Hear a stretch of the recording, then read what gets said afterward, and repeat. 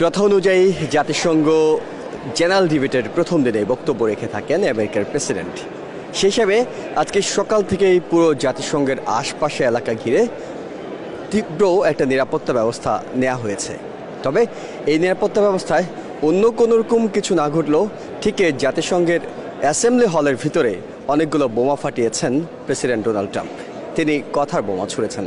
তিনি একেবারে শুরুতেই বলছিলেন যে সদস্য রাষ্ট্রগুলোর কাজ এবং জাতিসংঘের ভূমিকা নিয়ে তীব্র সমালোচনা করেছেন।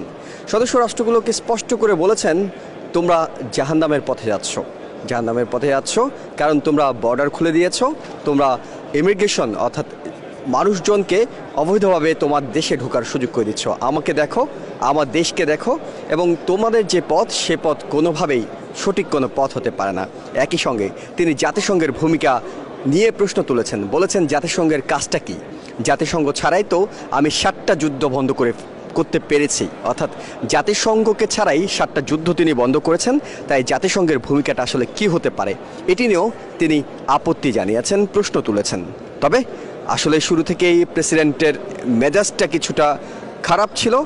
উনি যে অটোপ্রমটা দেখে বক্তব্যটা রাখার কথা সেটি কাজ করছিল না, এবং তিনি আসার সময় যে স্কেলেটর করে আসছিলেন সেটিতেও তিনি ভাঙা দেখেছেন।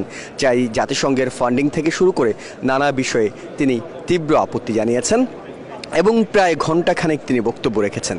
এই ঘণ্টাখানেকের বক্তব্যে মূলত প্রেসিডেন্ট বিশ্বের নানা বিষয় নিয়ে কথা বলেছেন। তিনি কথা বলেছেন গতকালকেই ফ্রান্স প্যালেস্তাইনকে যে স্বীকৃতি দিয়েছে সেই বিষয়টি নিয়েও, এবং অন্যান্য পশ্চিমা দেশগুলো যে প্যালেস্তাইনকে স্বীকৃতি দেওয়া শুরু করেছে সেটি নিয়েও প্রেসিডেন্ট তীব্র আপত্তি জানিয়ে বলেছেন, এটি কি 7ই অক্টোবর হামাস যে হামলা করেছিল তারই পুরস্কার হিসেবে অন্যান্য দেশগুলো প্যালেস্তাইনকে কোনো স্থায়ী চুক্তি ছাড়া কিংবা কোনোরকম জিম্মিদের মুক্তি ছাড়া কেন স্বীকৃতি দিচ্ছে, সেই বিষয়টি নিয়ে তার আপত্তির জায়গাটা প্রেসিডেন্ট ডোনাল্ড ট্রাম্প তুলে ধরেছেন।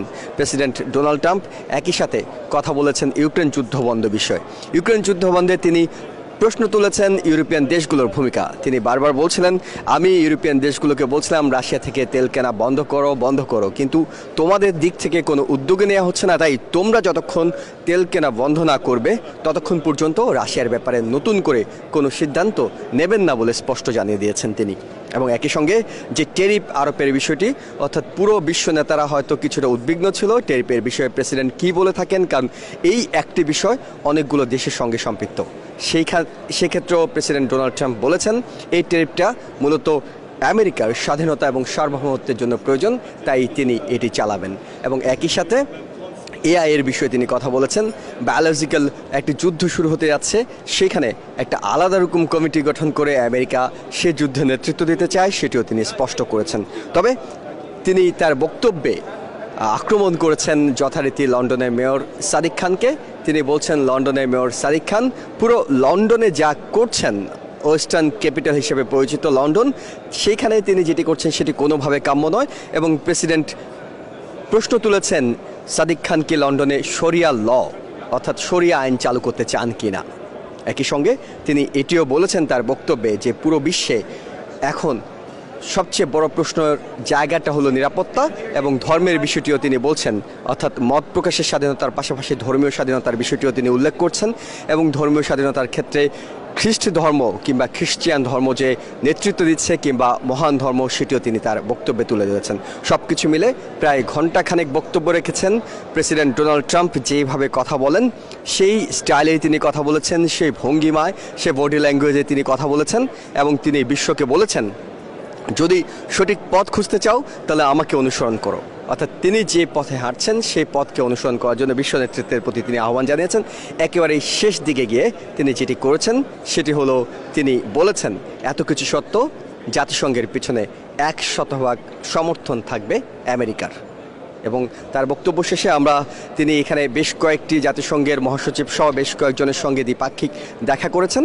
এবং আজকে সন্ধ্যায় তিনি এবং ফার্স্ট লেডি মেলানিয়া ট্রাম্প দুজনের সৌজন্যে বিশ্ব নেতাদের উদ্দেশ্যে একটি নৈশভোজের আমন্ত্রণ জানানো হয়েছে।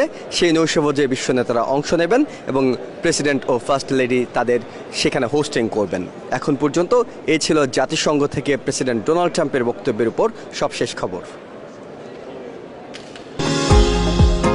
নিউ ইয়র্ক থেকে সম্প্রচারিত TVN 24 টেলিভিশন, বিশ্বজুড়ে বাঙালির কণ্ঠস্বর।